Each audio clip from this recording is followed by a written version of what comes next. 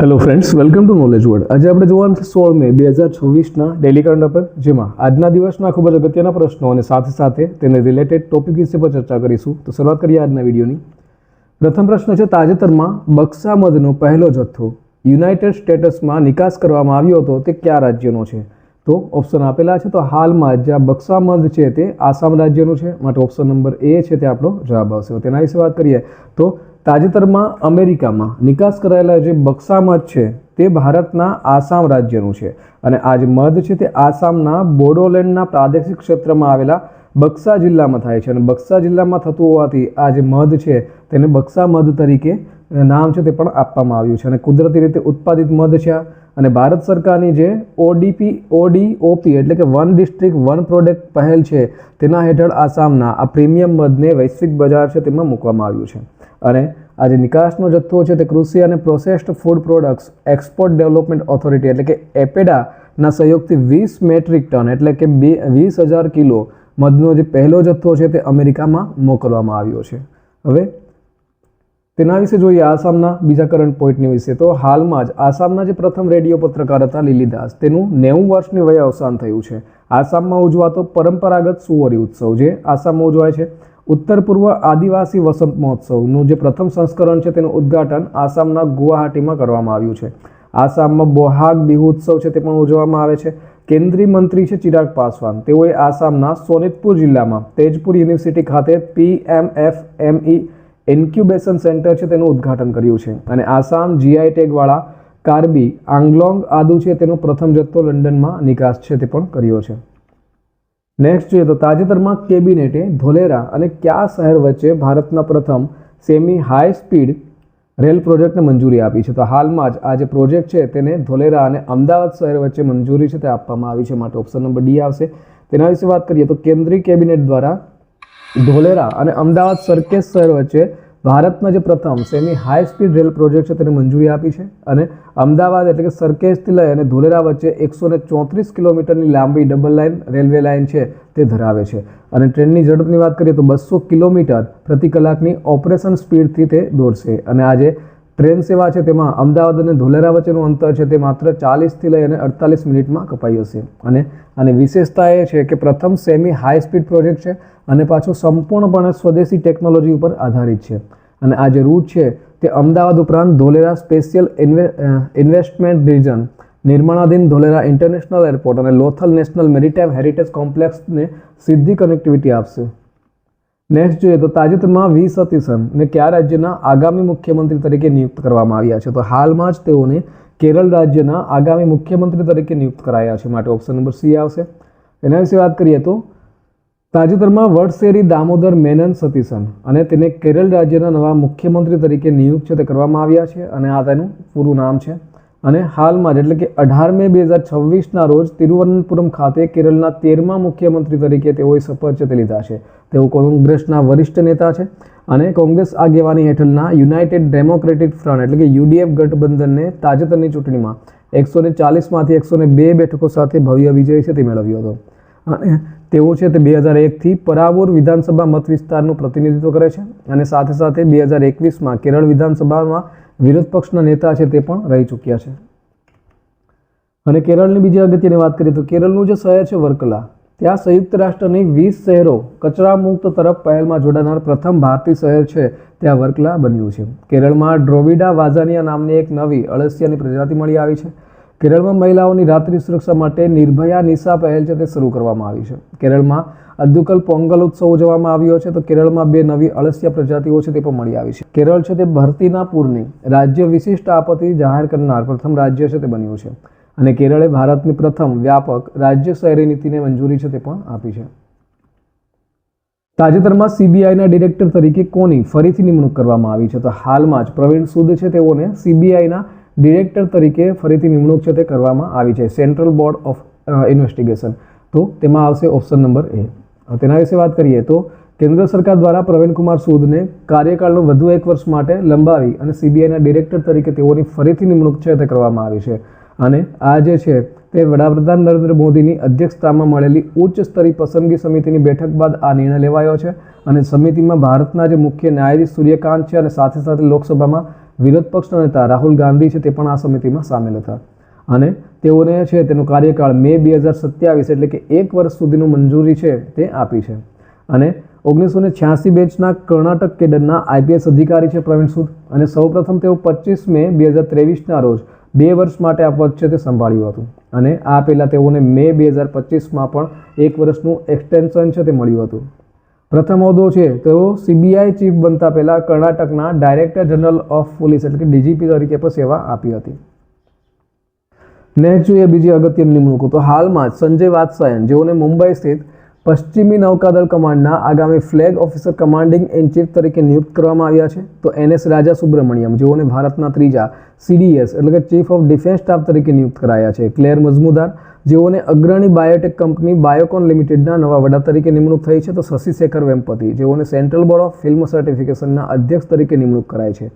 એડોબે Manoj નાગપાલને global delivery સેન્ટરના ઉપપ્રમુખ તરીકે નિમણૂક કરાઈ છે. તો પ્રસૂન જોશી જેઓ પ્રસાર ભારતીના નવા અધ્યક્ષ તરીકે નિમણૂક થઈ છે અને અનુપિંદર સિંહ જેઓને ગ્રેવાલ NCLTના નવા અધ્યક્ષ છે તે બન્યા છે. ત્યાર પછી જોઈએ તો તાજેતરમાં ભારતના પ્રથમ anti narcotics task force police સ્ટેશનને ડ્રગ નેટવર્ક તોડી પાડવા માટે ક્યાં મંજૂરી આપવામાં આવી છે? તો હાલમાં જ આજે મંજૂરી છે તે નવી દિલ્હી ખાતે આપવામાં આવી છે, માટે ઓપ્શન નંબર B આવશે. તેના વિશે વાત કરીએ તો તાજેતરમાં દેશની જે રાજધાની છે દિલ્હી ત્યાં ખાતે ડ્રગ નેટવર્કને તોડી પાડવા માટે અને માદક પદાર્થોની હેરાફેરી અટકાવવા માટે પ્રથમ સમર્પિત એન્ટી નાર્કોટિક્સ ટાસ્ક ફોર્સ એટલે જેનું નામ છે ટૂંકમાં ANTF આ જે પોલીસ સ્ટેશન છે તેની સ્થાપનાને મંજૂરી આપવામાં આવી છે. તેનો મુખ્ય ધ્યેય શું છે? તો કે આ વિશેષ પહેલનો મુખ્ય ધ્યેય છે તે છે 2027 સુધીમાં ડ્રગ મુક્ત દિલ્હીનું લક્ષ્ય હાંસલ કરવાનું છે અને દિલ્હીના જે લેફ્ટનન્ટ ગવર્નર છે TS સંધુ દ્વારા આજે સમર્પિત પોલીસ સ્ટેશનને સત્તાવાર મંજૂરી છે તે પણ આપવામાં આવી છે. નેક્સ્ટ જોઈએ તો તાજેતરમાં સુપ્રીમ કોર્ટે દેશભરમાં કોર્ટ ઇન્ફ્રાસ્ટ્રક્ચરને સુધારવા માટે કોની અધ્યક્ષતામાં એક પેનલની રચના કરી છે? તો હાલમાં જ તેઓના દ્વારા અરવિંદ કુમારના અધ્યક્ષતામાં એક પેનલ છે તેની રચના કરવામાં આવી છે, માટે ઓપ્શન નંબર A આવશે. તેના વિશે વાત કરીએ તો ભારતના જે મુખ્ય ન્યાયાધીશ છે CJI સૂર્યકાંત દ્વારા દેશભરમાં કોર્ટ ઇન્ફ્રાસ્ટ્રક્ચર સુધારવા અને તેના આધુનિકીકરણ માટે સુપ્રીમ કોર્ટના જે ન્યાયાધીશ છે જસ્ટિસ અરવિંદ કુમાર તેઓની અધ્યક્ષતામાં એક ઉચ્ચ સ્તરીય પેનલની રચના છે તે કરવામાં આવી છે અને આ જે પેનલ છે તેનું નામ છે જ્યુડિશિયલ ઇન્ફ્રાસ્ટ્રક્ચર એડવાઇઝરી કમિટી અને તેનું મુખ્ય ઉદ્દેશ્ય શું છે? તો કે દેશની વિવિધ અદાલતોમાં માળખાકીય ખામીઓનું મૂલ્યાંકન કરવું, કોર્ટ્સ પ્રોજેક્ટને વેગ આપવો અને આગામી સમય માટે 40,000થી લઈને 50,000 કરોડના સરકારી ભંડોળની ફાળવણી માટેનો રાષ્ટ્રીય રોડ મેપ છે તેનો તૈયાર કરવાનો છે. ત્યાર પછી જોઈએ તો તાજેતરમાં કુનો રાષ્ટ્રીય ઉદ્યાનમાં 4 ચિત્તાના બચ્ચા મૃત્યુ પામ્યા છે. તો આ રાષ્ટ્રીય ઉદ્યાન છે તે કયા રાજ્યમાં આવેલું છે? તો આ જે રાષ્ટ્રીય ઉદ્યાન છે તે મધ્યપ્રદેશ રાજ્યમાં આવેલું છે, માટે ઓપ્શન નંબર D આવશે. તેના વિશે વાત કરીએ તો કુનો રાષ્ટ્રીય ઉદ્યાન જે ભારત દેશના મધ્યપ્રદેશ રાજ્યમાં આવેલું છે અને આ જે રાષ્ટ્રીય ઉદ્યાન છે તે મધ્યપ્રદેશ રાજ્યના સિયોપુર અને મોરેના જિલ્લામાં ફેલાયેલો છે, જે ભારતમાં ચિત્તા પુનઃવસન પ્રોજેક્ટ અથવા તો પ્રોજેક્ટ ચિત્તા માટે પણ જાણીતું છે. ત્યાર પછી જોઈએ તો તાજેતરમાં કેન્દ્રીય શિક્ષણ મંત્રી ધર્મેન્દ્ર પ્રધાને કયા રાજ્યમાં ભીમંડલી ઇકો હેરિટેજ સાઇટનું ઉદ્ઘાટન કર્યું છે? તો હાલમાં જ તેઓના દ્વારા ઓડિશા રાજ્યમાં આજે ભીમંડલી ઇકો હેરિટેજ સાઇટ છે તેનું ઉદ્ઘાટન થયું છે, માટે ઓપ્શન નંબર C આવશે. તેના વિશે વાત કરીએ હવે તો કેન્દ્રીય શિક્ષણ મંત્રી છે ધર્મેન્દ્ર પ્રધાન અને તેઓએ ઓડિશા રાજ્યમાં ભીમંડલી ઇકો હેરિટેજ સાઇટનું ભૂમિપૂજન અને ઉદ્ઘાટન કર્યું છે.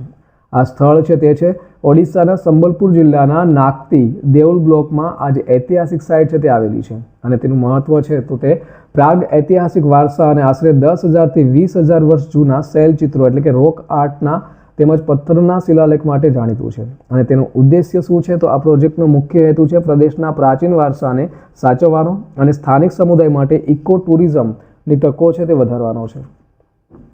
બીજા અગત્યની વાત કરીએ તો હાલમાં DRDO અને ઇન્ડિયન એરફોર્સ દ્વારા ઓડિશા કિનારે તારાગ્લાઇડ વેપનનું સફળતાપૂર્વક પરીક્ષણ કરવામાં આવ્યું છે. ભારતે ઓડિશામાં એન્ટીશિપ મિસાઇલ NASM-SRનું સફળતાપૂર્વક પરીક્ષણ કર્યું છે. રાષ્ટ્રપતિ દ્રૌપદી મુર્મુ જેઓ રાઉરકેલા સાયન્સ સેન્ટરનું ઉદ્ઘાટન કર્યું છે.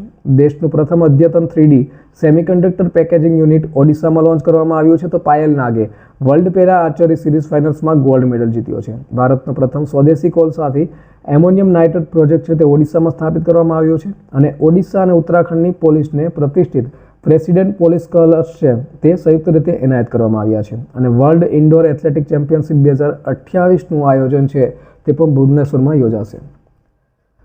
તાજેતરમાં કોણે પોતાનું નવું પુસ્તક અપનાપન જાહેર કર્યું છે? તો હાલમાં જ આ જે પુસ્તક છે તે શિવરાજસિંહ ચૌહાણ દ્વારા જાહેર કરવામાં આવ્યું છે, માટે ઓપ્શન નંબર સી આવશે. તેના વિશે વાત કરીએ તો કેન્દ્રીય મંત્રી છે શિવરાજસિંહ ચૌહાણ અને તેઓના દ્વારા તેઓનું નવું પુસ્તક છે અપનાપન, જે નરેન્દ્ર મોદી સાથેના મારા અનુભવોની જાહેરાત છે તે કરી છે. અને આ જે પુસ્તકનો વિષય છે તે છે કે આ પુસ્તક છે તે વડાપ્રધાન નરેન્દ્ર મોદી સાથેના તેમના લગભગ 35 વર્ષના રાજકીય અને સંગઠનાત્મક જોડાણ, તેમના અનુભવો અને વડાપ્રધાન મોદીની કાર્યશૈલી અને નેતૃત્વ પર આધારિત છે. અને આ જે પ્રકાશન તારીખ છે તે આ પુસ્તક ઔપચારિક રીતે 26 મે 2026ના રોજ નવી દિલ્હીના પૂસા સ્થિત NASC સંકુલમાં પ્રકાશિત થશે. બીજા અગત્યના પોઈન્ટની વાત કરીએ તો હાલમાં the curious and the classified unearthing military myths and mysteries, આ જે પુસ્તક છે તે મનોજ મુકુંદ નરવણે દ્વારા લખાયેલ છે. અ રોડ વેલ ટ્રાવેલ્ડ, આ જે પુસ્તક છે તે RK રાઘવનની આત્મકથા છે. વી the people of India TM Krishna દ્વારા લખાયેલ છે. સબ પર રામ તપસ્વી રાજા પુસ્તકનું વિમોચન છે તે આશુતોષ અગ્નિહોત્રી દ્વારા કરવામાં આવ્યું છે. Karuna the power of compassion Kailash Satyarthi દ્વારા લખાયેલ છે. Tides of time India's history through murals in parliament, આ જે પુસ્તક છે તે સુધા મૂર્તિ દ્વારા લખાયેલ છે. અને અનલાઇકલી પેરેડાઇઝ સંજય રાઉત દ્વારા લખાયેલ છે. તાજેતરમાં કઈ રાજ્ય સરકારે કાલથી મારું ભારત મારું યોગદાન અભિયાન શરૂ કર્યું છે? તો હાલમાં જ આજે મારું ભારત મારું યોગદાન છે તે દિલ્હી રાજ્ય સરકાર દ્વારા શરૂ કરવામાં આવ્યું છે, માટે ઓપ્શન નંબર એ આવશે. તેના વિશે વાત કરીએ તો દિલ્હી સરકારે વડાપ્રધાન નરેન્દ્ર મોદીની અપીલને પ્રતિસાદ આપવા માટે મારું ભારત મારું યોગદાન એટલે કે મેરા ભારત મેરા યોગદાન અભિયાન શરૂ કર્યું છે. અને આ જે અભિયાન છે તે શા માટે શરૂ કરવામાં આવ્યું છે? તો પશ્ચિમ એશિયાના સંકટને કારણે ઈંધણ એટલે કે પેટ્રોલ ડીઝલ બચાવવા માટે, પ્રદૂષણ ઘટાડવા માટે અને સંસાધનોના સંરક્ષણ માટે દિલ્હીના જે મુખ્યમંત્રી છે રેખા ગુપ્તા, તેઓની આગેવાની હેઠળ આજે મહત્વનો નિર્ણય છે તે લેવામાં આવ્યો છે. જેમાં નીચે મુજબ જે છે વર્ક ફ્રોમ હોમ એટલે કે સરકારી કર્મચારીઓ અઠવાડિયામાં 2 દિવસ માટે ઘરેથી કામ કરશે. આ નિયમ લાગુ કરવા માટે અપીલ કરાય છે. મેટ્રો મંડે એટલે કે સોમવારે મેટ્રો દિવસ, તો સોમવારે ઓફિસ જવા માટે મેટ્રોનો ઉપયોગ કરશે. નવી ગાડીઓ પર પ્રતિબંધ, 6 મહિના સુધી નવી ગાડીઓ છે તેના ઉપર પ્રતિબંધ એટલે કે નવી ગાડી ન ખરીદે તેવી અપીલ કરાય છે. ઓફિસના સમયમાં ફેરફાર, તો ઓફિસનો સમય છે તે 10 થી લઈ અને સાંજે 7:30 અને મ્યુનિસિપલ કચેરીનો સમય છે તે 8:30 થી 5:30 સુધીનો કરવામાં આવ્યો છે. વિદેશ પ્રવાસ ઉપર રોક અને નો વ્હીકલ ડે એટલે કે અઠવાડિયામાં 1 દિવસ માટે પોતાનો વાહનનો ઉપયોગ ન કરે તેવી પણ વિનંતી કરાય છે. તાજેતરમાં આંતરરાષ્ટ્રીય કુટુંબ દિવસ ક્યારે ઉજવવામાં આવ્યો? તો દર વર્ષે આ જે કુટુંબ દિવસ છે તે 15 મેના રોજ ઉજવાય છે, માટે ઓપ્શન નંબર સી આવશે. તેના વિશે વાત કરીએ તો આંતરરાષ્ટ્રીય કુટુંબ ડે જે 15 મેના રોજ દર વર્ષે ઉજવાય છે અને સમગ્ર વિશ્વમાં સામાજિક અને આર્થિક વિકાસમાં પરિવારોના મહત્વ અને ભૂમિકા પ્રત્યે જાગૃતિ લાવવા માટે આજે 15 મેના રોજ આ દિવસ ઉજવાય છે. આ વર્ષની થીમ છે પરિવારો, અસમાનતાઓ અને બાળ સુખાકારી, ફેમિલીઝ ઇનક્વોલિટીઝ એન્ડ ચિલ્ડ્રન વેલબિંગ આજે રાખવામાં આવી છે. અને તેનો ઇતિહાસ જોઈએ તો સંયુક્ત રાષ્ટ્ર મહાસભા દ્વારા 1993માં એક ઠરાવ પસાર કરી અને 15 મેના રોજ આ જે દિવસ છે તે ઉજવવાનું નક્કી છે તે કરવામાં આવ્યું હતું. અને આ જે દિવસનું પ્રતીક છે તે છે એક લીલા વર્તુળની અંદર ઘરની છત નીચે દર્શાવેલ લાલ રંગનું હૃદય છે, જે ઘર અને સુરક્ષિત પરિવારોની ઓળખ આપે છે. હવે ગઈકાલે પૂછાયેલા પ્રશ્નનો જવાબ જોઈ લે તો ગઈકાલે પૂછ્યું હતું કે તાજેતરમાં કઈ રાજ્ય સરકાર દ્વારા મહિલાઓની સુરક્ષા માટે સિંગાપેન વિશેષ દળની રચના કરી છે? સિંગાપેન ટાસ્ક ફોર્સ. તો ઓપ્શન આપેલા હતા તમિલનાડુ, કર્ણાટક, આસામ અને સિક્કિમ. તો હાલમાં જ આ જે સિંગાપેન વિશેષ દળ છે તેની રચના તમિલનાડુ રાજ્ય સરકાર દ્વારા કરવામાં આવી છે અને ત્યાંના જે મુખ્યમંત્રી છે વિજય થલ્લાપતિ વિજય, તેઓના દ્વારા આ જે વિશેષ દળ છે તેની રચના કરાઈ છે, માટે ઓપ્શન નંબર એ જવાબ આવશે. ત્યાર પછી જોઈએ આજનો સવાલ. તો તાજેતરમાં ચર્ચામાં આવેલી સરમત મિસાઇલ કયા દેશે વિકસાવી છે? તો ઓપ્શન આપેલા છે. Option number A America, B Russia, C Iran અને ડી ઇઝરાયલ. તો આનો સાચો જવાબ કોમેન્ટ બોક્સમાં કોમેન્ટ કરી અને જણાવવાનો રહેશે. તો આ સાથે આજનો દિવસનો જે વિડીયો છે તે પૂર્ણ થાય છે. બીજા અગત્યના વિડીયોની લિંક અને સાથે પ્લેલિસ્ટ છે તે સ્ક્રીન ઉપર આપેલી છે.